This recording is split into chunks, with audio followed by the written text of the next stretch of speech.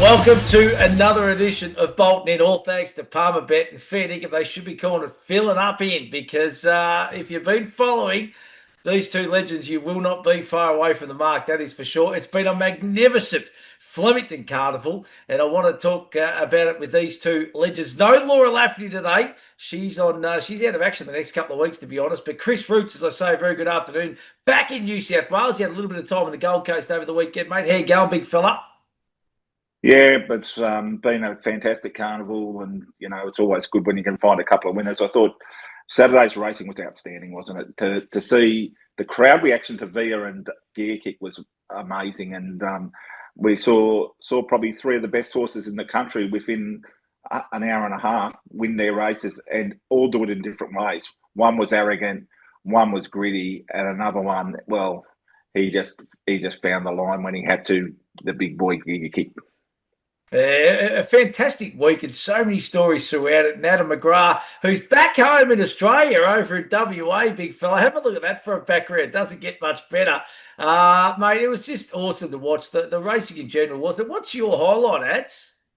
Yeah, back in God's country, Matty. Look, I mean, there are plenty of highlights. Probably when it comes to the horse, it was Via Sistina and how tough she was when winning the Cox Plate. I mean, that was just a huge performance. I think she had all rights to be beaten. I love the hype for the Everest this year. I think it just continues to get better and better around Cargying. And then, to be honest, just watching how many... I know we've really been promoting young people in recent years, but watching the stuff from Victoria on the weekend, looking at the Everest tour, I just love how many youngsters are getting out there and enjoying that atmosphere now.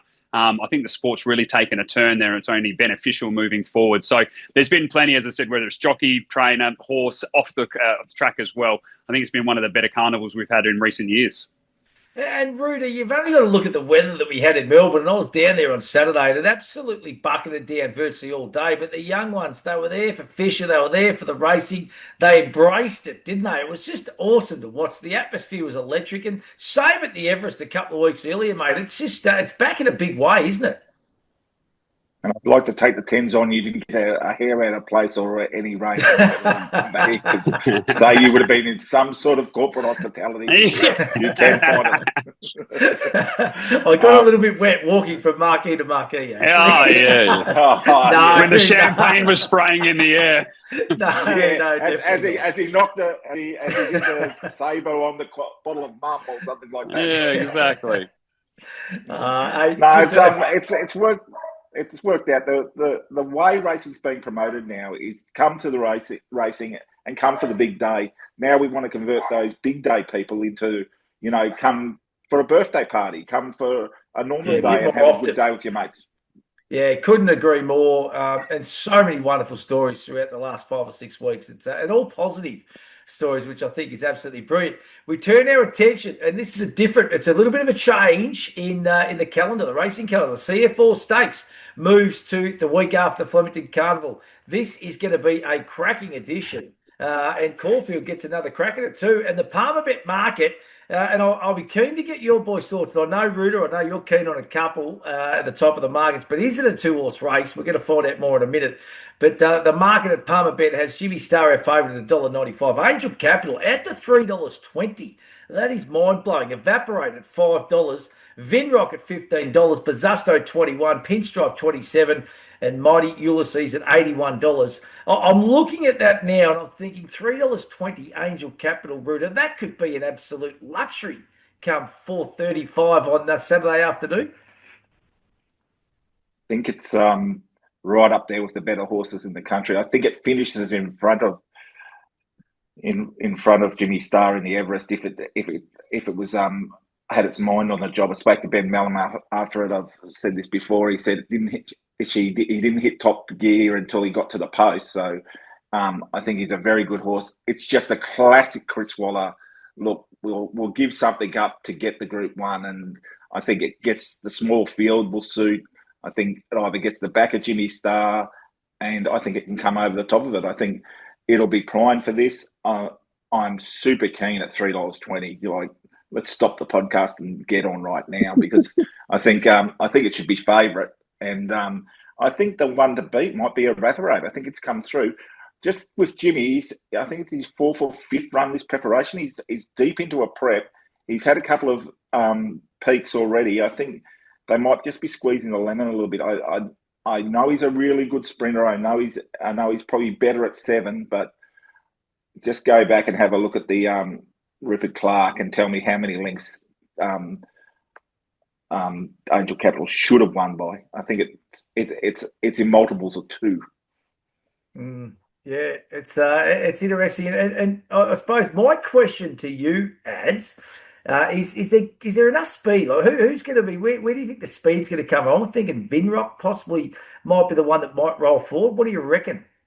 Yeah, well, I mean, you and I have been Jimmy Star fans from previous years with Shane Anderson, but I'm also going against Jimmy Star, and the reason mainly is the speed in this event. I do think Angel Capital's got a better turn of foot when this is not going to be a genuine 7-furlong race because of that lack of speed. I agree that Vinrock could be one of them. I thought Evaporate, you go back 3 starts ago when it actually won, it did take up the lead in that Group 3. So I think potentially what they might do is try to get to the front and just dictate terms and say, look, you've got to get past us. We're a tough horse and we've shown our class, finishing 3rd in the Golden Eagle as well. But for mine, I'm with Chris. I think the price is absolutely sensational for Angel Capital. Almost won by 4 lengths first up. Should have won second up. Fastest 200 getting home in 11.2 in that Everest. Small field, gets on the back of Jimmy. It wants less than the 1400. This type of sit and sprint race more than Jimmy Star does. So I like the price there as well. And then Evaporate is my value bet solely because I think it can find the front. But I like Angel Capital. I'd be happy to stop the podcast as well and put another bet on.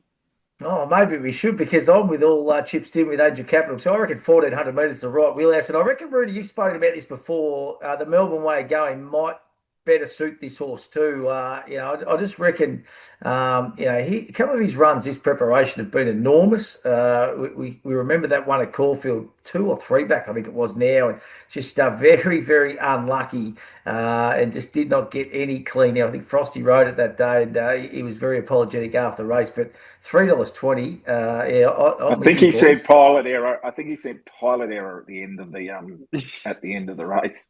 He doesn't say that very often. Not very much at all.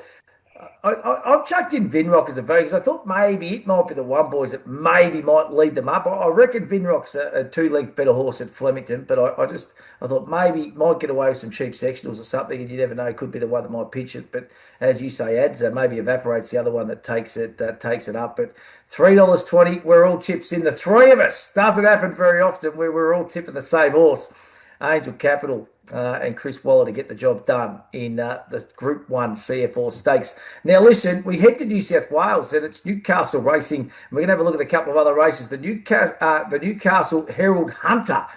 This is over the 1,300 metres, and the Palmerbet market. Coal Crusher's our favourite at $4.20. Yorkshire, Zachy Lloyd at $4.40. Accredited at $6.50, Clear Thinking at $8, Ostraka at $9, Estadio Mastala at $14, Airman $18, Robusto $19, and Golden Mile at $19. And Iona Merck, the top weight, it's at $26. I'll come back to you, Adam McGrath. What's your thoughts on the Newcastle Herald Hunter?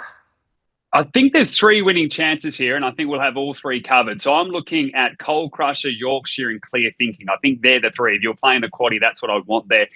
In the end, I've gone with Coal Crusher. Needs to break about a 700-odd day drought, but has had 3 starts at the track and distance for 2 wins and a third. Draws nicely in 4 with Chad Schofield and be up on speed.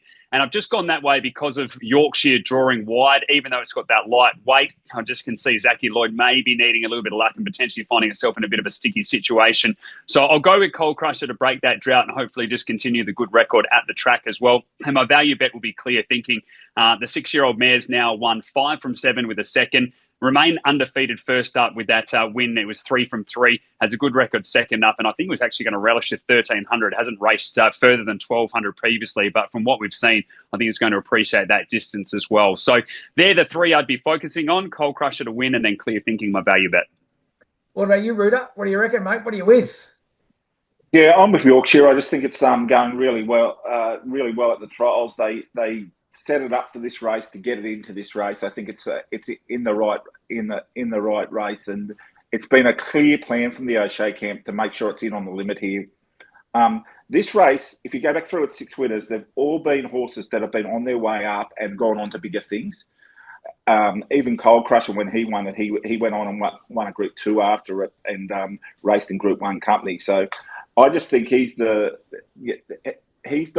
I think he's almost a false favourite. I think the two horses that have the profile on this race to be winning it are Yorkshire and Clear Thinking. I think both of them will go on to be group horses in the next year, and I think we'll be talking about them as we saw that at Newcastle. Remember last year a horse called Briessa come out and did the job. The other thing you've got to remember on this day is this track usually plays very rarely and leaderish. It's just the way it is. I think they haven't quite got the preparation correct where they can get the horses from the back into the races. So I'd be keeping that in mind when you're doing your form. Well, it's interesting you say that because the striker is going to be one that'll be right in the firing line for mine. Got to get across from barrier 10, but some nice runs this preparation. And Jason Collett is in great nick at the moment, so at about $9, it goes on top. And I've chucked in one from Bjorn at a big price. I own a Merc at $26 as a value runner. It could be a little smoky. Its best is good enough, I reckon. Hasn't quite a little bit on a little bit on I own a Merc. It might not be there. It might end up in Perth. Bjorn's just having a quick look. There's a couple of 1,400 metre races there for it. Could go for the railway depending on where it is in the order of entry. So he's sort of tossing that up. I spoke to him today. And, just to make it clear, my best is Yorkshire. Clear Thinking the value. I think if you have both of them in the quaddie, you'll be still alive going to the next league. Interesting. I own a Merc, obviously looking maybe for the drier tracks as well. And it's going to be a good carnival over there with one smooth operator heading that way as well. That's exciting, I reckon, under the tutelage of Timmy Fitzsimmons now. So that'll be great for the stable. Hey, the Spring Stakes up at Newcastle on Saturday. It's 3-year-olds. And the Palmer Bet Market Grand Prairie's the favourite for Paul Snowden at $2.50. Green Spaces, another one from Beyond Baker at $4.40. Rosa Encanta. It was a nice, impressive win last start at $6. Probability Theory at $8.50. Verity at $10. Long Legs at $12. Hetzendorf 17. Ratified 19. Bird Whistle 41. It's virtually write your own ticket. The rest, Ruda, what are you thinking for the 3-year-olds, mate? Are you with the fave Grand Prairie? Things got a bit on them, this horse. It's not the greatest Group 3 we've ever seen. It's was a race that used to be run in the middle of September around Newcastle Cup Day, and has had some really good horses in its on a roll. They've moved it back to give this day a nice extra race. It sort of sits there. I think a lot of these horses are using it as a gauge to see where they get fit in for next year. I think Grand Prairie's been there, done that. It of course won earlier in its preparation. I think it's the of the form we've seen, it's the class animal. But there might be a couple here that might be on their way up. Just be careful of a couple of these coming out of maiden grade. And I thought Probability Theory, it's won its last 2 at Hawkesbury. It has just looked like it relaxes and lets go. So a mile should be perfect for it. She's only a little small filly, but I think they're putting her in there to find out where she sits, and she could be another one we'll be talking about. A microphone filly we'll be talking about later on. She's the value at about $8.50. Yeah, same value for mine too, to be honest. Probability Theory got the informed Zach Lloyd. Green Spaces on top, coming out of only a small field, but a nice enough win at Wyong last start. Which way are you heading here, buddy? Yeah, I'm with Chris as well. I went with Grand Prairie, but it was kind of the same sort of thought. I was like, geez, it's not the strongest race I've ever seen. And you almost just start going through the form and go, do you deserve to be here? Can you win this race? And for mine, it's when, you know what, it's got superior form. The Group 3 win was good 3 starts back, was strong through 1,400 2 starts back, was Forgive run last time at Flemington. So for mine, you just sort of, I couldn't find a way to get a beat on this, but I'm not diving in at the price, put it that way. My value bet, I thought Ratify could run an okay race. Stepped out at 100-1 at Warwick Farm on debut, ran the fastest 4-2 and 2 to finish. Finished 4th on that occasion. Second start, jumped as the favourite. Again, had barrier 9. Again, found itself in a tricky position, but ran the fastest last 200 of the race. Moves into barrier 7 here, gets an extra 200. Just thought that maybe it could run a bit of a race, but it's not one I'm too keen on. I think the favourite should just have a little bit too much on him if it gets that nice run. Love it, boys. We're playing around the rest of the country, and this is where you two come into your own. Fair to give you set the Palmer Bet punters and the followers alight over the last couple of weeks. We're going to come back to you firstly, Ads. What do you got out west for us, buddy? Well, we'll throw a few out as the carnival starts to kick off now. So I'm going to go race 4, number 2, Stormageddon. Bob Peters has got 2 in this, Forever Boy and Stormageddon. Both Johnson Porters were right, and I'm going to go with the Apprentice Zephyr. I think Stormageddon can look after us. Already has throughout this season of the podcast when we were able to get a win when it was second up. So I think it will go well there. Race 4, number 2, Stormageddon. I'm going to take on Joker's Grin. Now, you guys might remember that's the horse that won the Quokka. This is a horse that they think will go to Victoria. I'm going to take it on with Spacewalk. Spacewalk has always been a horse that I've got a lot of time for. It now finds itself with Grant and Alana Williams in Perth. William Pike takes the ride. The trial, I know when Pike knows he's got something very good underneath him, and he was holding this horse as tight as he could. If there's ever going to be a time Joker's Grin gets beat and we get a price, it'll be this weekend. So Spacewalk, a bit of a hype. I just think Grant and Alana Williams can turn this horse around a bit. Race 9, number 11, we start getting into the features. Luna Miss. This horse has got a brilliant turn of foot for Trevor Andrews. Sean O'Donnell to ride. Trevor Andrews has always got a good one this time of year, so I think it'll go well. And then the big boy, the one that we want for the railway. Again, if you like this horse after being beat last time, I'd be backing it now for the railway still. Race 10, number 3, Cosmic Crusader. Finally draws a gate. We'll jump from barrier 4. They won't lead. They'll have something to catch. And I'm hoping that we see the real Cosmic Crusader come out and just cement its spot as the favourite for the railway. So race 4, number 2, Stormageddon. Race 6, number 2, Spacewalk. Race 9, number 11, Luna Miss. Race 10, number 3, Cosmic Crusader. Oh. Basically like Chris Roots now with 4 of the 10. Mate, this is great. This is what the Parliament followers. This is inspired him, Ruda. I just needed a flight just to get inspired. I just had Chris in my head, and I was like, "Let's go." Talking about Cosmic Crusader, I think the bloke we're going to go to next might have a few tickets going into it. Don't worry about that, Ruda. What do you got for us, big fella?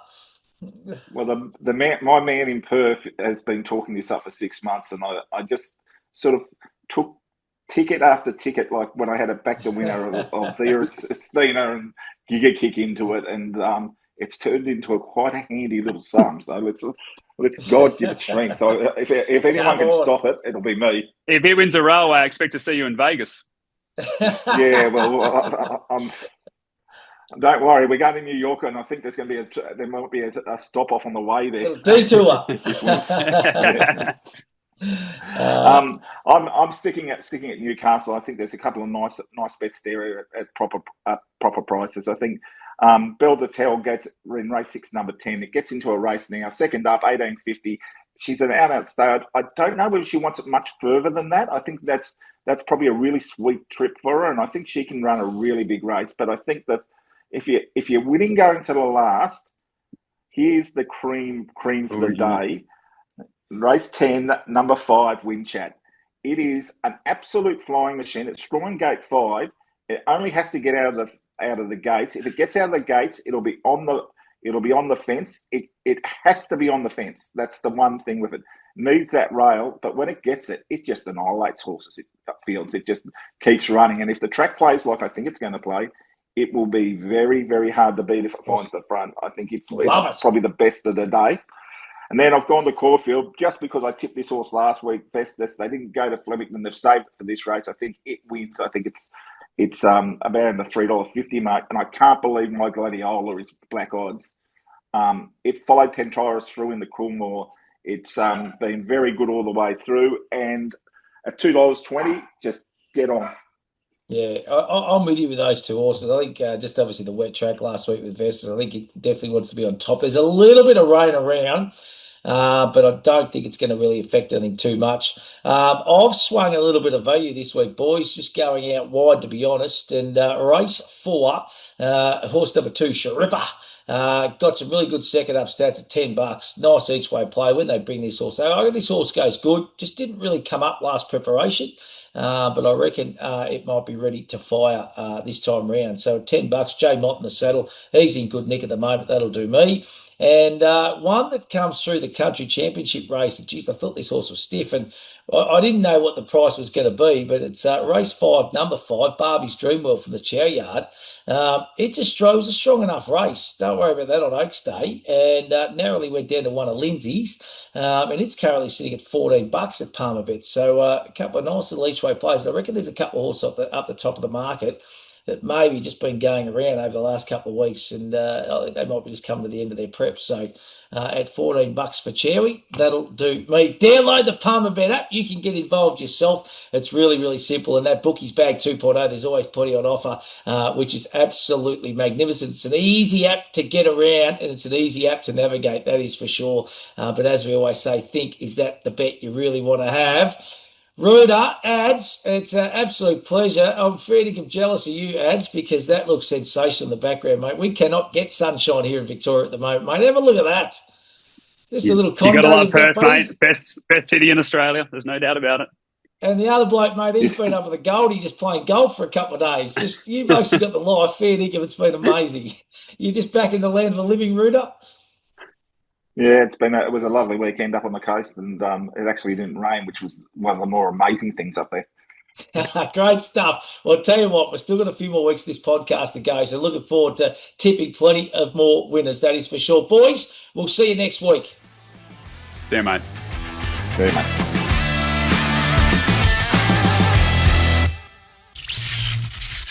Imagine what you could be buying instead. For free and confidential support, call the number on the screen or visit the website.